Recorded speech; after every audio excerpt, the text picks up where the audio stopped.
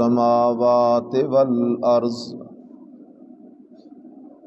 لا يستوي منكم من أنفق من قبل الفتح وقاتل أولئك أعظم درجة من الذين أنفقوا من بعد وقاتلوا وكلا وعد الله الحسنى واللہ بما تعملون خبیر۔ صدق اللہ العظیم۔ معزز سامعین، امام مالک رحمۃ اللہ تعالی علیہ کا فرمان ہے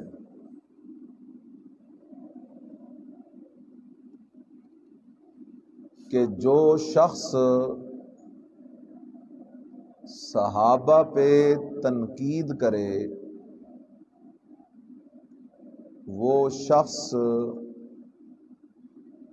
زندیق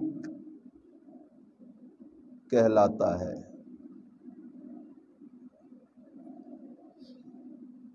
اور پھر اس کی وجہ انہوں نے ذکر کی۔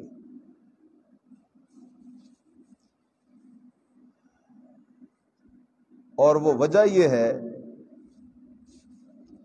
کہ ہمیں جتنا بھی دین ملا ہے یہ صحابہ کے واسطے ملا ہے۔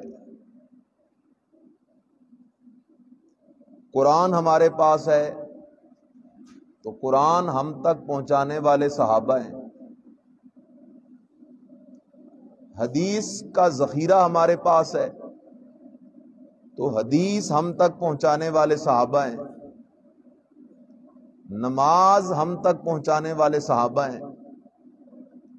زکوٰۃ، حج، تراویح، شادی کا سنت طریقہ، غمی کا سنت طریقہ، حتیٰ کہ سارے کا سارا دین نبی علیہ السلام سے سیکھ کر بعد والی امت کو پہنچانے والے صحابہ ہیں۔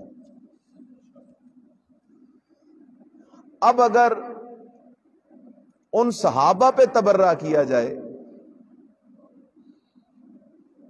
اور ان صحابہ کی عدالت صداقت کو چیلنج کیا جائے،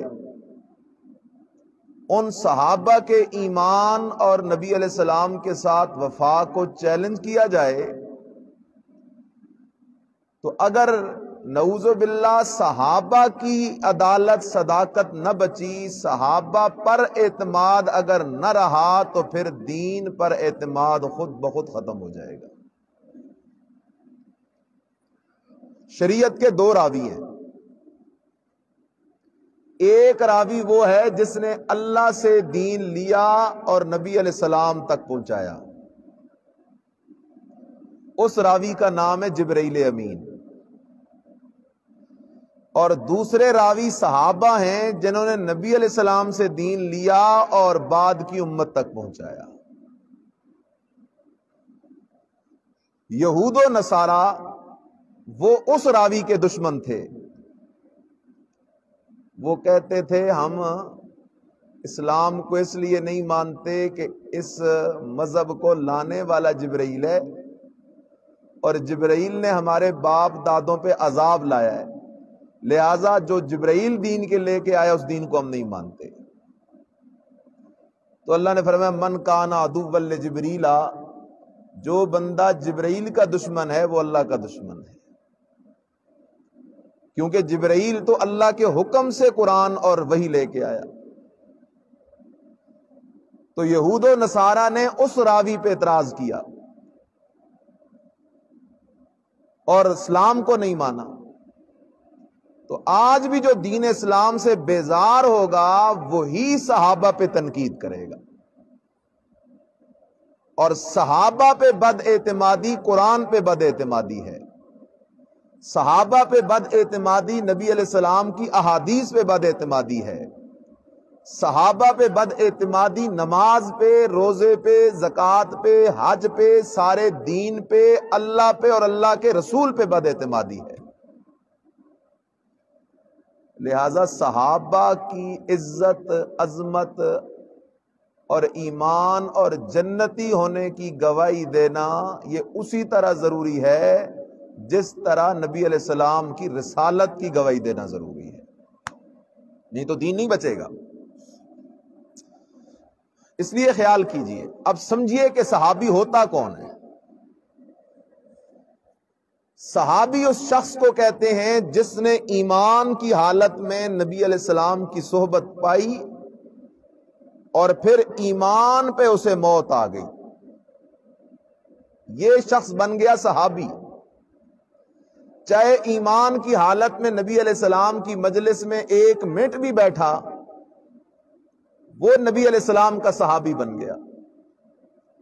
اور اللہ نے اپنے نبی کی مجلس اور صحبت کو اتنی عزت دی ہوئی ہے، اللہ نے کہا میرے پیارے تیری عزتوں کے تو کیا کہنے، تیری مجلس میں ایک منٹ ایمان کے ساتھ جو بیٹھ جائے گا، میں اللہ اس کی عزت بھی اتنی بلند کر دوں گا کہ میں اللہ اپنے قرآن میں اعلان کرتا ہوں رضی اللہ عنہم ورضوا عنہ، میں اللہ ان سے راضی ہوں اور انہیں خوش کروں گا قیامت کے دن۔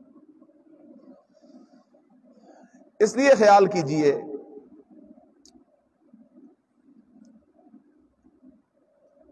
ماہ محرم الحرام آج شروع ہو چکا ہے اور آج محرم کی پہلی تاریخ گزر گئی ہے،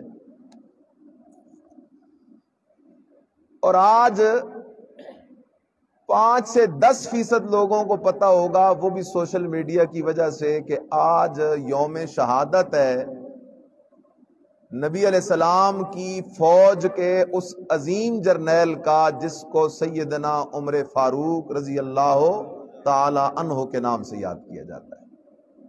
آج فاروق اعظم رضی اللہ تعالی عنہ کا یوم شہادت ہے۔ وہ فاروق اعظم کہ نبی علیہ السلام ہاتھ اٹھا کے بیٹھے اور دعا کر رہے ہیں، اللہ اسلام کو اگر عزت دینی ہے تو یا عمر بن خطاب کو میری جھولی میں ڈال دے یا عمرو بن ہشام کو میری جھولی میں ڈال دے۔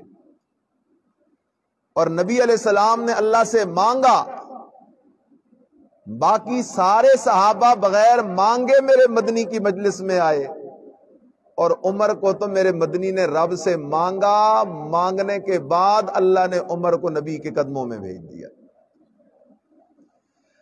عمر فاروق رضی اللہ تعالیٰ عنہ نبی علیہ السلام کے وہ صحابی ہیں کہ آپ علیہ السلام نے فرمایا لو کان بعدی نبی لکان عمر، لوگوں مجھ پہ اللہ نے نبوت کا دروازہ بند کر دیا ہے، اگر مجھ پہ نبوت کا دروازہ بند نہ ہوتا تو نبوت کا تاج میرے بعد عمر کے سر پہ سجتا۔ عمر کے اندر وہی کمالات ہیں جو کہ ایک نبی کے اندر ہونے چاہیے۔ عمر ایک حق گو ہے، جرأت مند ہے، لہذا اس کے اندر اہلیت ہے۔ اس لیے خیال کیجئے سیدنا عمر فاروق رضی اللہ تعالیٰ عنہ میرے نبی کے وہ صحابی ہیں۔ سبحان اللہ، سبحان اللہ، وہ صحابی ہیں میرے نبی کے کہ حج سے لوٹ رہے ہیں، رستے کے اندر ایک پتھریلی زمین پہ لیٹ کے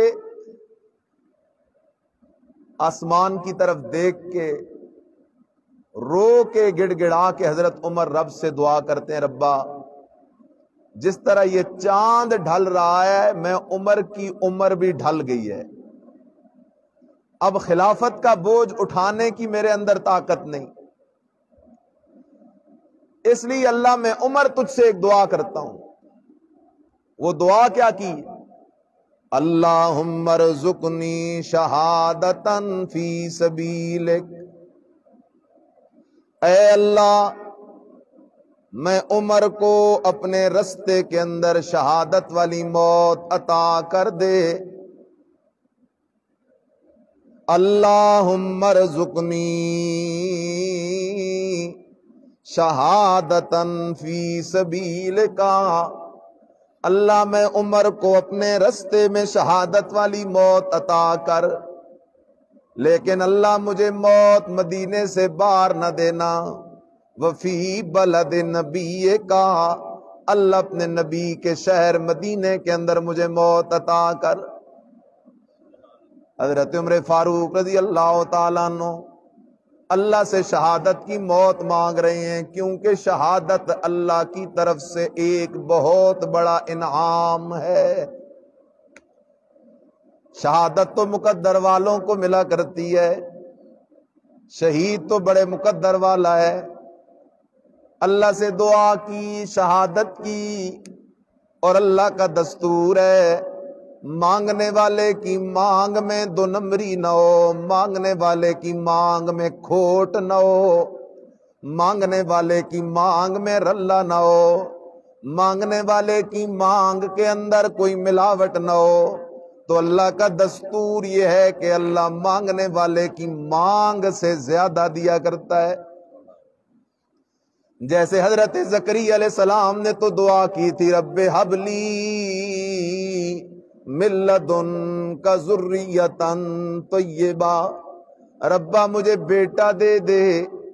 اللہ نے کہا میرا پیغمبر انا نبشرک بغلام اسمہ یحییٰ، تو نے تو صرف بیٹا مانگا ہے، میں بیٹا بھی دوں گا، نام رکھ کے بھی دوں گا، اور بیٹا بھی عام بیٹا نہیں دوں گا بلکہ نبی بننے والا بیٹا دوں گا۔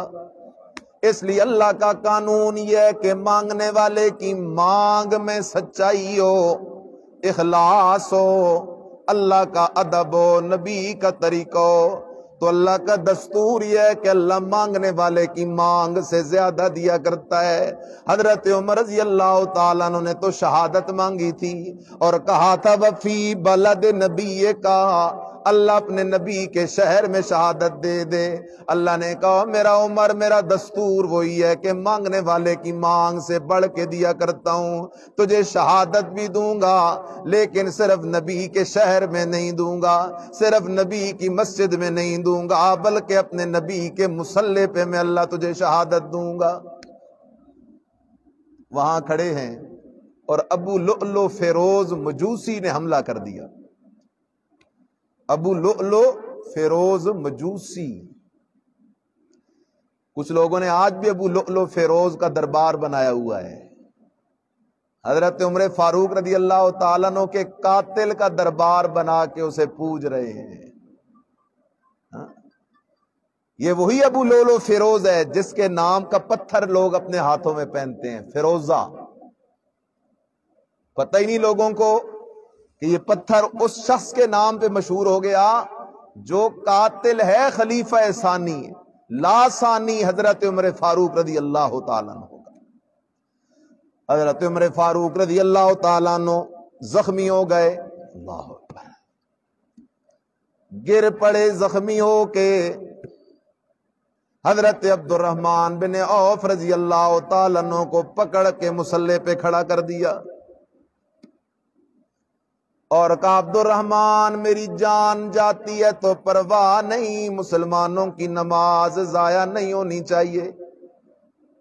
حضرت عبد الرحمن بن عوف رضی اللہ تعالیٰ عنہ مصلی پہ کھڑے ہو گئے۔ اللہ، یہ مصلی رسول ہے اور مصلی رسول پہ کھڑا ہونے کا اہل وہی ہے جس کے عقیدے میں شرک بھی نہ ہو، عمل میں بدعت بھی نہ ہو۔ جس کے عقیدے میں شرک ہو، چاہے وہ آسمان سے کیوں نہ اتر کے آ جائے، وہ مصلی رسول پہ کھڑے ہونے کا اہل نہیں ہے۔ اور جس کے عمل میں بدعت ہو، چاہے وہ بڑا علامہ فہامہ کیوں نہ ہو، پیر طریقت رہبر شریعت کیوں نہ کہلائے، وہ رسول اللہ صلی اللہ علیہ وسلم کے مصلی پہ کھڑے ہونے کا اہل نہیں ہے۔ حضرت عبد الرحمن بن عوف رضی اللہ تعالیٰ عنہ کو مصلی پہ کھڑا کر دیا، نماز مکمل ہو گئی اور نماز کے بعد ابو لؤلؤ کو پکڑ لیا گیا، لمبا واقعہ ہے۔ وہاں آگے جا کر حکیم کو بلایا گیا، حکیم دوائی دیتا ہے، دوائی زخموں سے نکل جاتی ہے۔ حضرت عمر فاروق رضی اللہ تعالیٰ عنہ اپنے بیٹے سے کہتے ہیں عبد عبداللہ جا اما عائشہ صدیقہ کے پاس اور ان سے درخواست کر، عمر کی یہ خواہش ہے جس طرح زندگی میں نے تیرے بابا صدیق اکبر اور تیرے سرتاج محمد الرسول اللہ صلی اللہ علیہ وسلم کے سنگ گزاری ہے، میری خواہش ہے کہ موت کے بعد میں دفن بھی ان کے پہلو میں ہو جاؤں۔ حضرت عبداللہ ابن عمر پہنچ گئے اور وہاں جا کے اما عائشہ صدیقہ رضی اللہ تعالی عنہا سے درخواست کی، ابا جی کی یہ خواہش ہے کہ میں یہاں دفن ہو جاؤں۔ سیدہ عائشہ صدیقہ رضی اللہ تعالی عنہ فرمانے لگی، بیٹا یہ جگہ تو میں نے اپنے لیے رکھی تھی کہ جب میں فوت ہو جاؤں تو اپنے سرتاج اور اپنے بابا ابو بکر صدیق کے ساتھ دفن ہو جاؤں، مجھ سے کوئی اور مانگتا تو کبھی نہ دیتی، لیکن یہ مانگنے والا کوئی عام شخص نہیں، یہ تو عمر بن خطاب ہے، یہ تو وہ جرنیل ہے میرے نبی کا۔ کل جب مجھ پہ تہمت لگ گئی تھی سارے پریشان تھے، عمر نے کھڑے ہو کر کہا تھا اللہ کے نبی آپ مجھے بتائیں نا آپ کا نکاح عائشہ سے کس نے کروایا تھا؟ نبی علیہ السلام نے فرمایا عمر میرا نکاح عائشہ سے تو اللہ نے کروایا تھا۔ فرمایا اللہ کے نبی جو رب آپ کے بدن پہ گندی مکھی نہیں بیٹھنے دیتا وہ رب آپ کے نکاح میں کسی مشکوک عورت کو کیسے بھیج سکتا ہے؟ اس لیے آپ بے فکر ہو جائیں، عائشہ پاک ہے، صدیقہ ہے، عفیفہ ہے، آپ کی سچی رفیقہ ہے، آپ عائشہ کے بارے پریشان مت ہوئیں، کافروں اور منافقوں کو میں عمر کی تلوار کے حوالے کریں، آپ بے فکر ہو جائیں۔ حضرت عائشہ صدیقہ رضی اللہ تعالیٰ عنہ فرماتی ہیں کوئی اور ہوتا تو نہ کر دیتی، ہے تو عمر ہے، جا اپنے بابا کو خوشخبری سنا دے میری طرف سے دفن ہونے کی اجازت ہے۔ حضرت عمر فاروق رضی اللہ تعالیٰ عنہ دفن ہو گئے، کیوں نہ دفن ہوتے؟ ایک دن ہے نبی علیہ السلام 14 دن کے بھوکے ہیں، گھر سے نکلتے ہیں، حضرت سعد رضی اللہ تعالیٰ عنہ نے دعوت کی ہوئی ہے، ذرا چلتے ہیں، دیکھا تو رستے میں ابو بکر صدیق کھڑا ہے، ابو بکر صدیق کو ساتھ لے لیا، آگے گئے تو فاروق اعظم کھڑا ہے، فاروق اعظم کو ساتھ لے لیا۔ نبی علیہ السلام نے ایک بازو ابو بکر صدیق کے کندھے پہ رکھا، دوسرا بازو عمر فاروق کے کندھے پہ رکھا، ایک طرف صدیق ہے ایک طرف عمر ہے، دونوں کے کندھوں پہ ہاتھ رکھ کے آمنہ کے لال نے فرمایا ہاکذا نبعث یوم القیامہ، او میرے یارو گواہ ہو جاؤ کل قیامت کے میدان میں ہر کوئی اکیلا اکیلا آئے گا، لیکن میں محمد جب قیامت کے میدان پہ آؤں گا تو میرا یہ ہاتھ صدیق کے کندھوں پہ ہوگا، یہ ہاتھ فاروق کے کندھوں پہ ہوگا۔ سبحان اللہ۔ پھر بھی کئی لوگوں کی روٹی ہضم نہیں ہوتی جب تک صدیق اور فاروق کو بک بک نہ کر دیں۔ خیال کر، نبی علیہ السلام کی حدیث ہے، آپ علیہ السلام فرماتے ہیں اللہ اللہ فی اصحابی لا تتخذوہم من بعدی غرضا فمن احبہم فبحبی احبہم ومن ابغضہم فببغضی ابغضہم۔ فرمایا میرے امتیو اللہ اللہ، تمہیں اللہ کا واسطہ ہے، تمہیں اللہ کی عزت کی قسم، عظمت کی قسم، خیال کرنا میرے بعد میرے صحابہ پہ حملے نہ کرنا، میرے صحابہ میرے بڑے پیارے ہیں، اللہ میرے صحابہ میرے بڑے پیارے ہیں، لا تتخذوہم من بعدی غرضا، سن لو فمن احبہم فبحبی احبہم، جس نے میرے صحابہ سے محبت کی اس نے میں محمد سے محبت کی۔ وَمَنْ أَبْغَضَهُمْ فَبِبُغْضِي أَبْغَضَهُمْ، جس نے میرے صحابہ سے بغض کیا اس نے میں محمد سے بغض کیا۔ اس لیے میں کہا کرتا ہوں حب صحابہ حب نبی ہے، بغض صحابہ بغض نبی ہے۔ اس لیے خیال کر، نبی علیہ الصلوۃ والسلام کے صحابہ بڑے اونچے لوگ ہیں۔ اما عائشہ صدیقہ کہتی ہیں کوئی اور ہوتا تو نہ دیتی، یہ تو عمر ہے۔ حضرت عمر فاروق رضی اللہ تعالیٰ عنہ کو خبر پہنچی کہ اجازت مل گئی ہے، آپ مطمئن ہو گئے۔ خیال کیجئے گا آج لوگوں کو یہ پتہ تو کوئی نہیں کہ اس مہینے کی پہلی تاریخ کو اس عظیم جرنیل کی شہادت ہے جو 22 لاکھ مربع میل کا حکمران تھا، اور کوئی ایسا ویسا حکمران نہیں تھا۔ اس دنیا میں اگر کسی کے دور حکومت میں عدل انصاف اپنے صحیح معنوں میں قائم ہوا ہے تو وہ دور فاروقی ہے۔ اللہ اکبر۔ حضرت عمر کا نام لینا تو آسان ہے۔ تو محرم الحرام کا مہینہ ہے، سمجھنے کی ضرورت یہ ہے کہ محرم میں کرنا کیا ہے اور کیا نہیں کرنا، کیونکہ دین مرضی کا نام نہیں، دین اللہ اور اللہ کے رسول کی تابع داری کا نام ہے۔ اس لیے دو لفظوں میں بات سمجھو، اس مہینے میں کرنا کیا ہے؟ اس مہینے میں روزے رکھنے ہیں، میرے نبی کی سنت روزے رکھنا، ابو بکر صدیق کی سنت روزے رکھنا، عمر فاروق کی سنت روزے رکھنا، عثمان ذو النورین کی سنت روزے رکھنا، علی شیر خدا کی سنت روزے رکھنا، حسن کی سنت روزے رکھنا، پیارے حسین کی سنت روزے رکھنا، بی بی فاطمہ الزہرا کی سنت روزے رکھنا، اما عائشہ صدیقہ کی سنت روزے رکھنا۔ یہ روزوں والا مہینہ ہے۔ ایک روایت میں ابو ہریرہ رضی اللہ تعالیٰ عنہ فرماتے ہیں نبی علیہ السلام نے فرمایا رمضان کے بعد جس مہینے کے روزے سب سے زیادہ افضل ہیں وہ محرم الحرام کا مہینہ ہے۔ اس لیے اللہ نے جسے توفیق دی ہے وہ روزے شروع کر دے، لگاتار رکھ سکتا ہے تو بہت اچھا، نہیں رکھ سکتا تو ایک رکھ لے دوسرا چھوڑ دے، 2-4 رکھ لے پھر ایک چھوڑ دے، لیکن جتنی اللہ نے ہمت دی ہے اس مہینے میں روزوں کا اہتمام کرو۔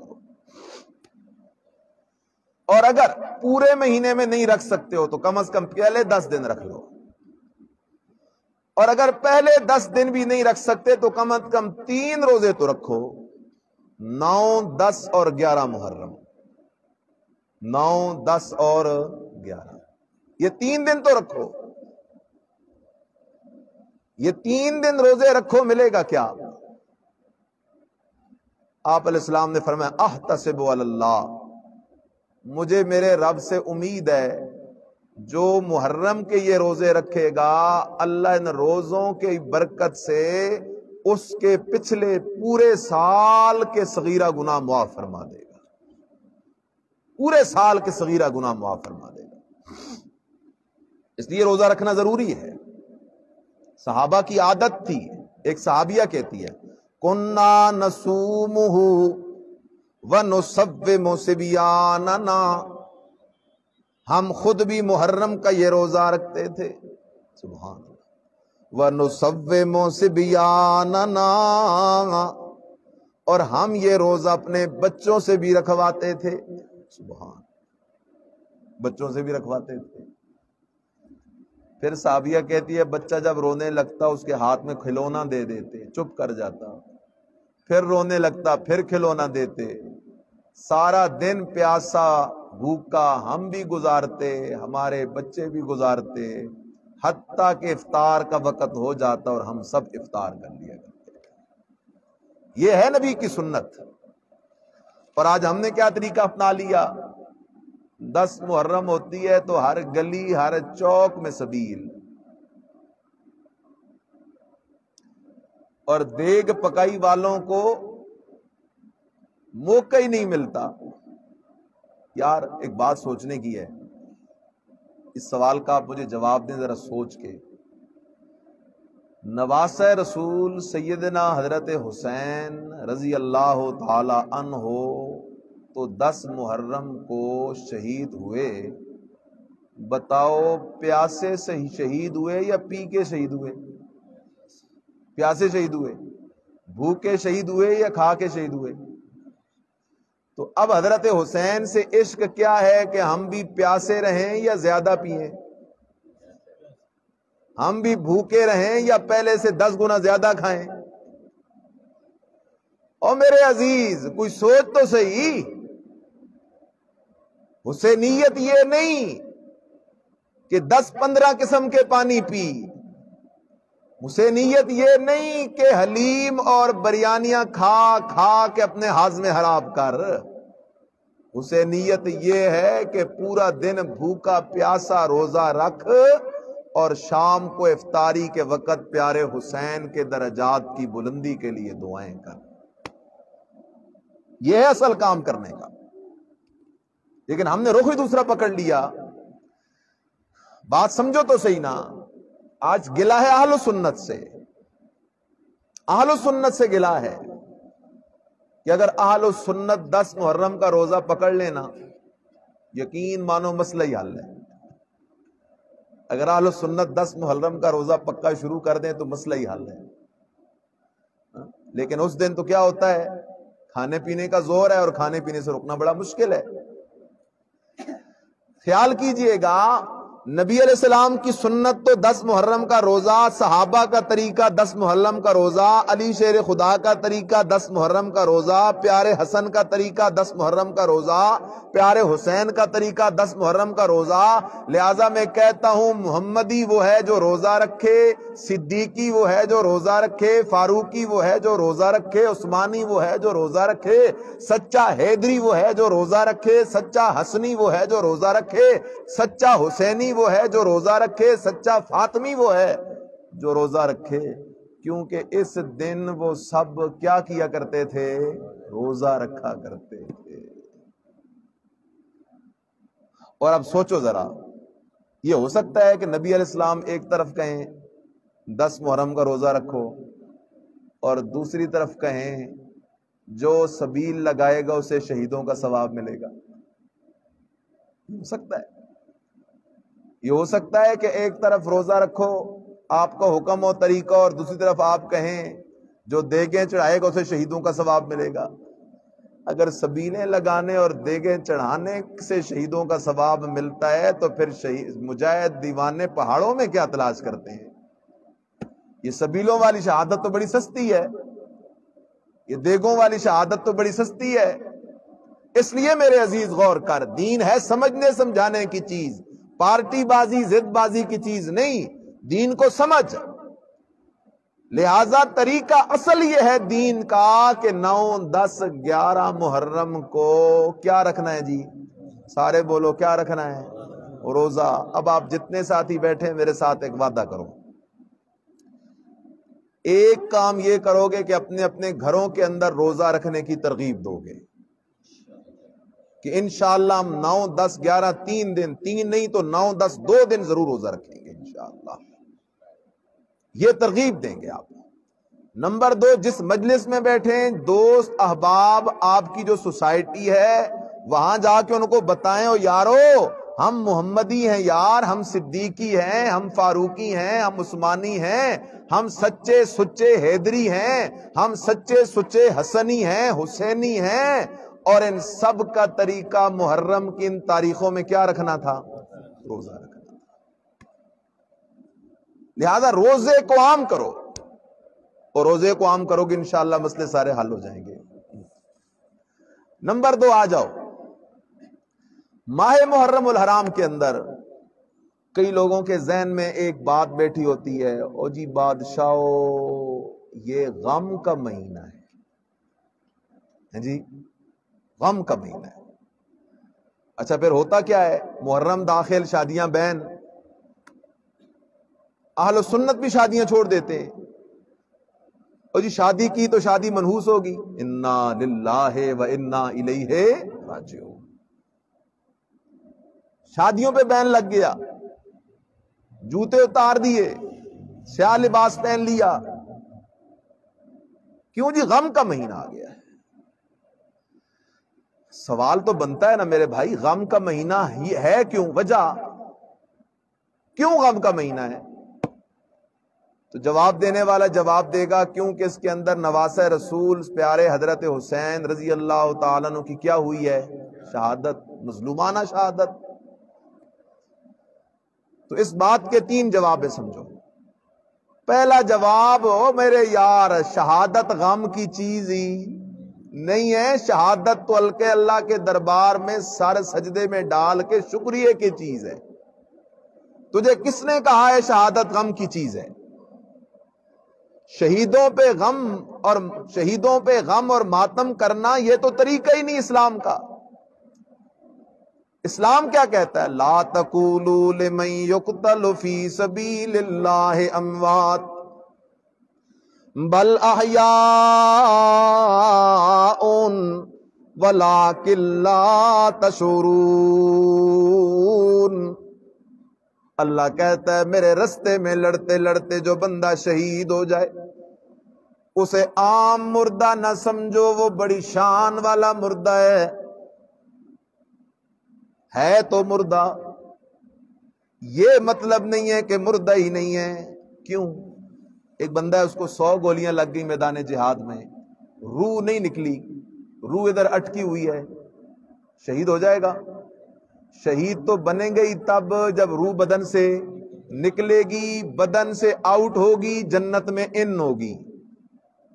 شہید کی روح بدن سے آؤٹ ہوتے ہی جنت میں کیا ہو جاتی ہے؟ ان ہو جاتی ہے۔ قیل ادخل الجنہ، ادھر حبیب نجار شہید ہوا، روح بدن سے آؤٹ ہوئی، اللہ نے کہا قیل ادخل الجنہ، میرے توحید کے مجاہد نوجوان شہیدہ، تو نے میری توحید کے لیے جان قربان کر دی ہے، اس لیے میں اللہ نے تیرے لیے جنت کے 8 دروازے کھلا دیے۔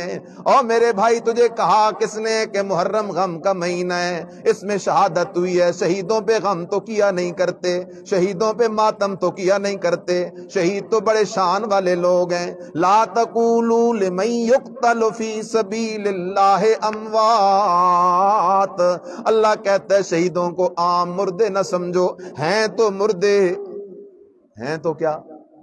اس لیے کہ شہید کا جنازہ بھی ہوتا ہے اور جنازہ زندے کا نہیں ہوتا۔ شہید کو قبر میں بھی اتارتے ہیں اور زندے کو قبر میں دفن نہیں کیا جاتا۔ شہید کی بیوی بھی بیوہ ہو جاتی ہے اور زندے کی بیوی بیوہ نہیں ہوا کرتی۔ شہید کے بچے بھی یتیم ہو جاتے ہیں اور زندے کے بچے یتیم نہیں ہوا کرتے۔ شہید کی وراثتیں بھی تقسیم ہو جاتی ہیں، زندے کی وراثتیں تقسیم نہیں ہوا کرتی۔ ہیں تو مردے لیکن عام مردے نہیں، دنیا کے اعتبار سے تو مردے ہیں لیکن بل احیاء عند ربہم، وہ زندہ ہیں اپنے رب کے پاس۔ کس کے پاس زندہ ہیں؟ اپنے رب کے پاس زندہ ہیں۔ اللہ وہ زندگی کیسی ہے؟ فرمایا وَلَٰكِن لَا تَشْعُرُونَ، وہ زندگی ایسی زندگی ہے جس زندگی کا تمہیں شعور کوئی نہیں، وہ زندگی تمہیں سمجھ آنے والی کوئی نہیں۔ اس لیے کہ زندگی دنیا والی ہوتی تو ہمیں سمجھ آ جاتی، دنیا کی طرح ہوتی تو ہمیں سمجھ آ جاتی۔ اللہ کہتا ہے تمہیں سمجھ آنے والی نہیں ہے، یعنی دنیا کی زندگی بھی نہیں ہے، دنیا کی طرح بھی نہیں ہے، وہ تو جنت کی زندگی ہے۔ اور دنیا میں رہنے والوں کو جنت والی زندگی سمجھ نہیں آ سکتی۔ جس طرح ماں کے پیٹ میں پڑا ہوا بچہ ہے اسے سے دنیا کی زندگی سمجھ نہیں آ سکتی۔ 10 مرلے 20 مرلے کنال 10 کنال کا بنگلہ اور مکان ہوگا، ماں کے پیٹ میں پڑے ہوئے کو یہ بات کہاں ہضم ہوتی ہے؟ جس طرح ماں کے پیٹ میں پڑے بچے کو دنیا کی زندگی سمجھ نہیں آ سکتی، اسی طرح دنیا کے اندر انسان جو بیٹھا ہے اسے جنت کی زندگی سمجھ نہیں آ سکتی۔ اس لیے اللہ نے سورہ آل عمران میں کہا لا تحسبن الذین قتلوا فی سبیل اللہ امواتا بل احیاء عند ربہم یرزقون، جو لوگ اللہ کے رستے میں قتل کر دیے جائیں انہیں عام مردہ نہ سمجھو، وہ تو زندے ہیں اپنے رب کے پاس، اور یرزقون، اللہ کے ہاں انہیں روزیاں بھی دی جا رہی ہیں، کھا بھی رہے ہیں، پی بھی رہے ہیں۔ شہید کھا بھی رہے ہیں اور بولو کھا بھی رہے ہیں اور کھانا کہاں سے جاتا ہے؟ پاکستان میں کئی شہید دفن ہیں تو جاتا ہے ہماری مارکیٹ سے کھانا؟ چلو اور آگے جاؤ، نبی علیہ السلام کے ساتھ روزے کے اندر حضرت عمر دفن ہے، سعودیے کا بادشاہ کھانا بیچتا ہے؟ جنت البقیع میں حضرت عثمان اور کئی مجاہد صحابہ دفن ہیں، مکے والے، مدینے والے، سعودیہ والے کھانا بھیجتے ہیں؟ افغانستان میں کئی شہید صحابہ دفن ہیں، باقی شہداء دفن ہیں، افغانستان والے کھانا بھیجتے ہیں؟ ہمارے پاکستان میں کئی شہید دفن ہیں، پاکستان والے کھانا بھیجتے ہیں؟ معلوم ہوا شہید کھانا کھاتے ہیں لیکن ہماری دنیا کا کھانا نہیں کھاتے۔ جب کھانا ہمارا نہیں تو زندگی بھی یہاں والی نہیں، کھانا بھی جنت والا، زندگی بھی جنت والی ہے۔ کھانا بھی جنت والا، زندگی بھی جنت والی ہے۔ اس لیے پہلا جواب، شہادت غم کی چیز ہی نہیں، لہذا شہادت کی وجہ سے یہ مہینہ غم والا نہیں ہے۔ نمبر 2، چلو مان لیا شہادت سے غم آیا تھوڑی دیر کے لیے، تو جب غم آئے تو ماتم کرنا چاہیے یا صبر کرنا چاہیے؟ شادیوں پہ بین لگانے چاہیے یا صبر کرنا چاہیے؟ قرآن کہتا ہے الذین اذا اصابتہم مصیبہ قالوا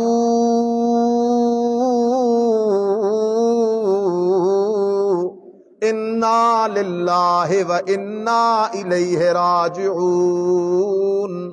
ایمان والوں پہ جب مصیبت آتی ہے تو اپنے گال نہیں پیٹا کرتے، اپنے گریبان چاک نہیں کیا کرتے، ماتم نہیں کیا کرتے، بہن نہیں کیا کرتے، ہائے ہائے نہیں کیا کرتے، بلکہ جب ان پہ مصیبت آتی ہے تو وہ کہتے ہیں انا للہ،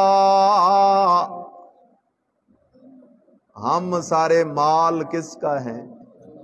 مرضی مالک دی، انا للہ، ہم سارے اللہ کے مال ہیں، وَإِنَّا إِلَيْهِ راجعون، اور ہم سب نے ایک دن اللہ ہی کے پاس لوٹ کے جانا ہے۔ یہ دنیا تو عارضی ٹھکانہ ہے، اس لیے خیال کر میرے عزیز، اس کی وجہ سے غم نہیں ہے، غم کی وجہ سے کوئی ماتم کی اجازت نہیں ہے۔ تیسرا جواب عرض کرنے لگا ہوں، خیال کر، چلو 1 منٹ کے لیے مان لیا یار، محرم میں نواسہ رسول صلی اللہ علیہ وسلم کی شہادت ہوئی، محرم غم والا، شادیاں بھی بین، 1 منٹ کے لیے مان رہا ہوں، لیکن میں کہتا ہوں کہ اس سے جو پچھلا مہینہ گزرا ہے ماہ ذوالحج، اس مہینے میں تو شہید ہوئے ہیں سیدنا حضرت عثمان غنی رضی اللہ تعالی عنہ، جنہوں نے 40 دن پیاس کاٹی ہے۔ کتنے دن؟ 40 دن پیاس کاٹی، اور اسی طرح پیاسے شہید ہو گئے، اسی طرح پیاسے شہید ہو گئے۔ پھر ذوالحج بھی غم والا ہوا نہ ہوا؟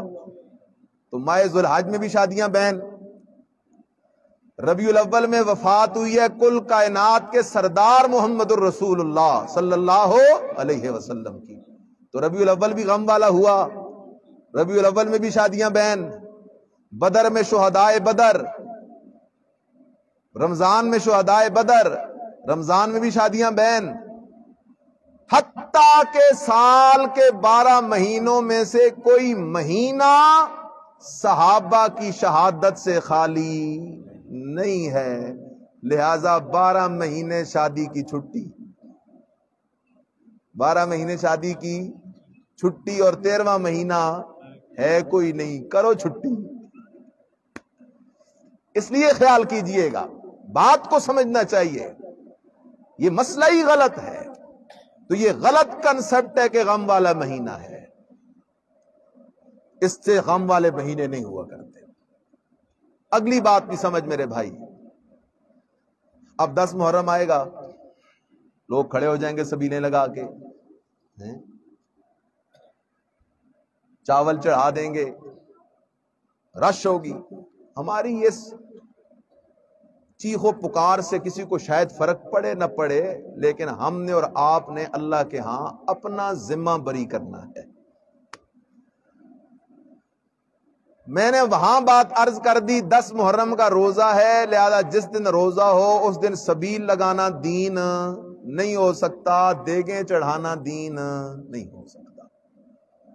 اور اگر پوچھا جائے یار لوگوں سے کہ بھائی تم یہ سبیلیں لگاتے کیوں ہو، دیگیں چڑھاتے کیوں ہو، تو 2 پارٹیاں ہیں۔ سنی کہتے ہیں ہم حضرت حسین رضی اللہ تعالیٰ عنہ کا ایصال ثواب کر رہے ہیں۔ کیا کر رہے ہیں؟ ایصال ثواب۔ لیکن جواب یہ ہے کہ دین کسی کی مرضی کا نام نہیں، دین میں طریقہ وہ چلے گا جو محمدی طریقہ ہے۔ عربی دین چلے گا، اجمی دین نہیں چلے گا۔ عربی دین چلے گا، اجمی دین نہیں چلے گا۔ اور دین کا مسئلہ یہ ہے کہ ایصال ثواب حق ہے، لیکن شریعت نے ایصال ثواب کے لیے ڈیٹ مقرر کرنے کی اجازت نہیں دی۔ سال کے 12 مہینے ایصال ثواب کر، دن کو کر، رات کو کر، روزے رکھ، تلاوتیں کر، نفل پڑھ، سجدے کر، رکوع کر، لیکن کسی کی وفات یا شہادت کی ڈیٹ خاص کر کے ایصال ثواب کرنے کی شریعت نے اجازت نہیں۔ چلو مسئلہ آسان ہے انشاءاللہ۔ نبی علیہ السلام کے زمانے میں کئی صحابہ شہید ہوئے یا نہیں ہوئے؟ آپ کے پیارے چاچا سید الشہداء حضرت امیر حمزہ کا چہرہ انہوں نے بگاڑ کے رکھ دیا، لیکن میرے نبی نے اپنے صحابہ کی ڈیٹ خاص کر کے ایصال ثواب نہیں کیا۔ آپ کی بیوی حضرت خدیجہ رضی اللہ تعالیٰ عنہ فوت ہوئی، آپ کو بڑا پیار تھا پیاری خدیجہ سے، ام المومنین سے، آپ نے ڈیٹ خاص کر کے ایصال ثواب نہیں کیا۔ پھر نبی علیہ السلام کی وفات ہو گئی، نبی علیہ السلام کی وفات کے بعد آپ کے صحابہ نے نبی علیہ السلام کی وفات کی ڈیٹ کو خاص کر کے ایصال ثواب نہیں کیا۔ پھر یہ سلسلہ چلتا گیا، حضرت صدیق اکبر کی وفات، فاروق اعظم کی وفات، عثمان ذو النورین کی شہادت، علی شیر خدا کی شہادت، حضرت حسن کی شہادت، حضرت حسین کی شہادت۔ اس دوران کئی صحابہ فوت ہوئے، شہید ہوئے، لیکن کسی صحابی نے دوسرے صحابی کی وفات یا شہادت کی ڈیٹ کو خاص کر کے ایصال ثواب نہیں کیا۔ جب نبی نے بھی یہ کام نہیں کیا، صحابہ نے بھی یہ کام نہیں کیا، تو ہمیں بھی یہ کام کرنے کی اجازت نہیں ہے۔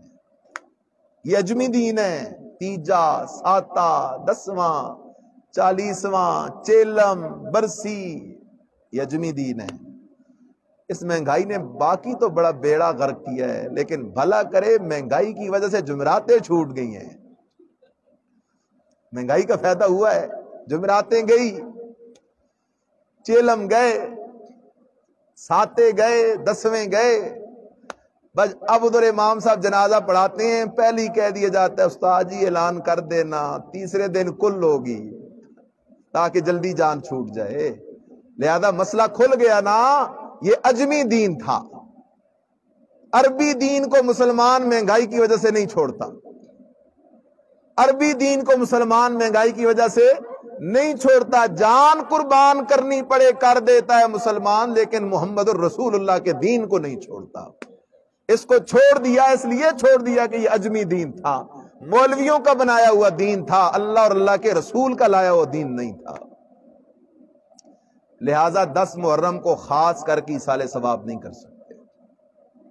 اور دوسری نمبر پہ تو یہاں مشابہت بنتی ہے، تو پیارے حسین کے نام پہ ایصال ثواب کرتا ہے تو دوسری طرف نیاز حسین ہوتی ہے۔ اب ہمیں کیسے پتہ چلے گا تیتر کون ہے بٹیر کون ہے؟ فرق مشکل ہو جائے گا۔ تشبہ ہے، مشابہت ہے۔ اور دوسری پارٹی کہتی ہے جی کیا کر رہے ہو؟ کہتے ہیں نیاز خدا نظر حسین، نیاز خدا نظر حسین۔ مسئلہ میرے بھائی یاد رکھ لے، کیا معلوم زندگی کب تک ساتھ دے، مسئلہ یاد رکھ لے، مسئلہ پکا لے۔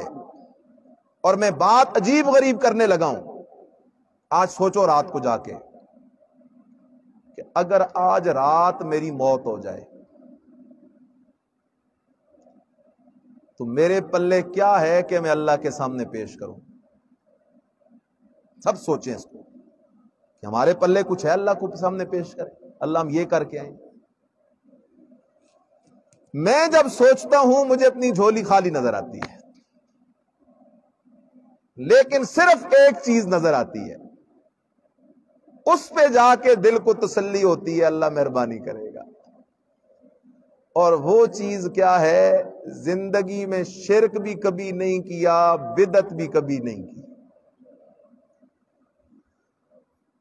اللہ ہمارے پلے باقی نیکی کوئی نہیں، لیکن تیری بے وفائی بھی نہیں کی، شرک بھی کبھی نہیں کیا، بدعت بھی کبھی نہیں کی ربا۔ یہ ایک نیکی ہمارے پلے ہے، اور خدا کی قسم یہ نیکی میرے رب کو اتنی پسند ہے، پنجا گاڑ مسئلے پہ، قرآن کے مسئلے پہ پنجا لگا، ڈٹ جا قرآن کے مسئلے پہ۔ یہ تھوڑی دیر ہے ڈٹنے کی، خدا کی قسم اس مسئلے پہ موت آ گئی نا تو آگے پھر مزے ہی مزے ہیں، لا یبغون عنہا حوالا۔ خیر مسئلہ سمجھ، کہتا ہے نظر خدا نیاز حسین، تو مسئلہ سمجھ، نظر اور نیاز یہ چیز ایک ہے، کوئی فرق نہیں، یہ دھوکہ دیا جا رہا ہے۔ نظر اور نیاز چیز ایک ہے، نظر صرف عربی کا لفظ ہے، نیاز فارسی کا لفظ ہے، چیز ایک ہے۔ اور النظر عبادت والعبادت لغیر اللہ تعالی کفر، نظر نیاز عبادت ہے، اور غیر اللہ کے لیے اللہ کے سوا کسی اور کے نام کی نظر دینا، کسی اور کے نام کی نیاز دینا کفر، یہ سری کفر ہے۔ کیونکہ نظر نیاز عبادت ہے، عبادت جب اللہ کے لیے ہو تو ایمان ہے، اور عبادت جب اللہ کے غیر کے لیے ہو تو کیا بنتا ہے؟ وہ کفر بنتا ہے۔ سجدہ اللہ کو کر ایمان، قبر کو کر کفر، رکوع اللہ کو کر ایمان، قبر کو کر کفر۔ اسی طرح نظر نیاز اللہ کے نام پہ دے ایمان، غیر اللہ کے نام پہ دے کیا بنے گا؟ کفر بنے گا۔ اب یہ مسئلہ میرا گھڑنتو تو ہے نہیں، قرآن دیکھو، سورہ بقرہ آیت نمبر 173، پھر سورہ مائدہ آیت 3، پھر سورہ انعام، پھر سورہ نحل، قرآن کی 4 سورتوں میں میرے رب نے یہ مسئلہ ذکر کیا۔ انما حرم علیکم المیتۃ والدم ولحم الخنزیر وما اہل بہ لغیر اللہ فمن اضطر غیر باغ ولا عاد فلا اثم علیہ ان اللہ غفور الرحیم۔ اللہ کہتا ہے او میرا بندہ، تجھے مولویوں پہ بڑا اعتماد ہے، پیروں پہ بڑا اعتماد ہے، میں اللہ پہ تو اعتماد کر۔ لا ينبئک مثل خبیر، تجھ سے مولوی کو کچھ مطلب ہوگا، پیر کو کچھ لالچ ہوگا، لیکن میں اللہ کو تو تجھ سے کوئی لالچ نہیں ہے، اس لیے لا ينبئک مثل خبیر، میں اللہ کی طرح کھرا مسئلہ تجھے کوئی بھی نہیں بتائے گا۔ میرا مسئلہ سن تو صحیح نہ میرا بندہ، اللہ مسئلہ کیا ہے؟ اللہ کہتا ہے انما حرم علیکم المیتۃ والدم ولحم الخنزیر وما اہل بہ لغیر اللہ۔ او میرا بندہ، میں نے تجھ پہ مردار بھی حرام کر دیا ہے، چھری چلاتے وقت جو خون نکلتا ہے وہ خون بھی حرام کر دیا ہے، میں نے تیرے اوپر خنزیر کا گوشت بھی۔ سوال ہے، اللہ مردار حرام ہے یہ تو ہمارے جٹ کو بھی پتا ہے، خون حرام ہے یہ تو ہمارے ان پڑھ کو بھی پتا ہے، خنزیر حرام ہے یہ تو ہمارے بچوں کو بھی پتا ہے۔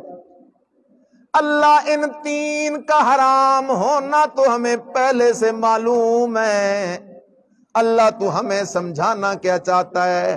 اللہ کہتا ہے او میرے بندو، مجھے بھی پتا ہے کہ تم مردار کو حرام سمجھتے ہو، خون کو حرام سمجھتے ہو، خنزیر کو حرام سمجھتے ہو، لیکن میں اللہ سمجھانا یہ چاہتا ہوں جس طرح مردار حرام ہے، خون حرام ہے، خنزیر کا گوشت حرام ہے، اسی طرح ما اہل بہ لغیر اللہ ہر وہ چیز، ہر وہ بکرا، ہر وہ چھترا، ہر وہ دیگ، ہر وہ شیرینی، ہر وہ سبیل، ہر وہ دودھ، ہر وہ پانی، ہر وہ چیز، ہر وہ لقمہ بھی حرام ہے جس پر میں اللہ کی بجائے کسی اور کا نام بلند کیا جائے۔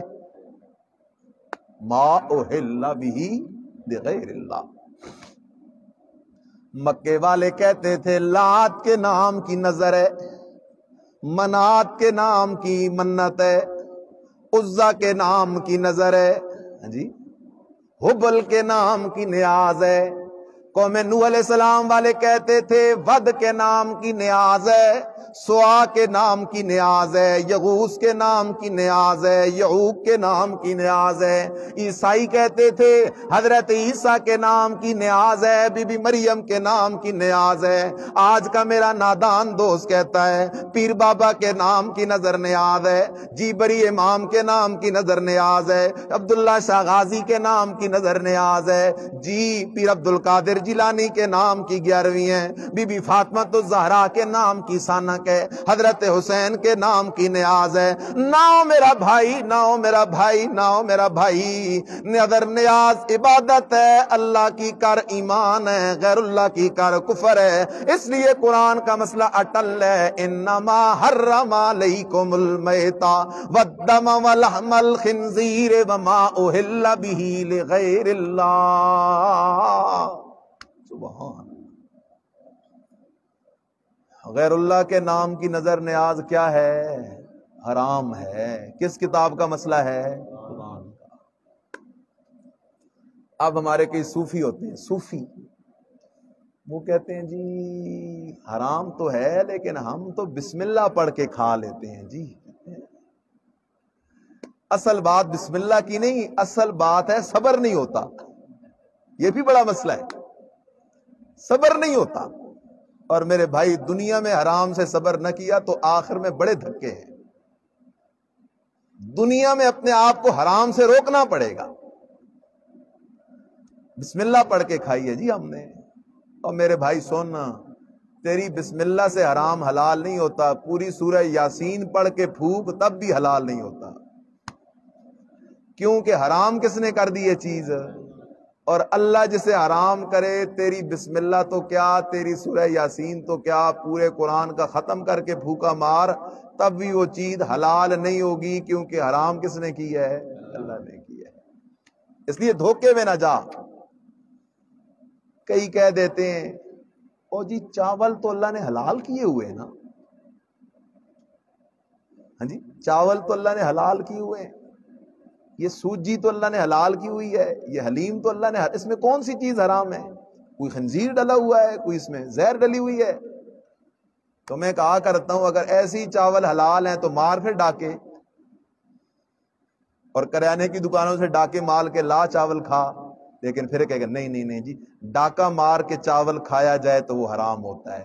اور دکاندار کی دکان پہ ڈاکہ مار کے کھا تو چاول حرام ہے، اللہ کی توحید پہ ڈاکہ مار کے کھا تو وہ چاول کیسے حلال ہے؟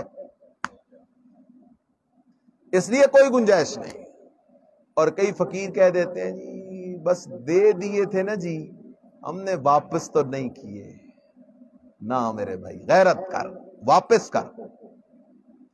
ایک بندہ تیرے باپ کو گالیاں دینے والا ہو، تیرے اس کے ساتھ دنیاوی دشمنی ہو، وہ تیرے گھر چیز بھیجے لوٹا دیتے ہیں، لوگ نہیں لوٹاتے، واپس کر دیتے ہیں، اور جی اس کے ساتھ میری دشمنی نہیں میں لیتا۔ تو پھر صدیق اکبر، فاروق اعظم، عثمان ذو النورین اور صحابہ جیسی برگزیدہ ہستیوں کو جو بندہ برا بھلا کہے وہ تیرا میرا وفادار نہیں ہو سکتا۔ دھوکے میں نہ رہے۔ اس لیے خیال کر۔ کئی فقیر کہہ دیتے ہیں جی لے تو لیا تھا لیکن ہم نے جانوروں کو ڈال دیے تھے، جانوروں کو ڈال دیے تھے۔ مسئلہ سمجھ، غیر اللہ کے نام کی نظر نیاز حلال جانور چھوڑ کتے کو بھی نہیں ڈال سکتا، کیونکہ اسے اللہ نے کیا کر دیا ہے؟ حرام کر دیا۔ کتے کے لیے اللہ آپ کسی حلال کا بندوبست کر دے گا، تو اس کو حرام کیوں کہلاتا ہے؟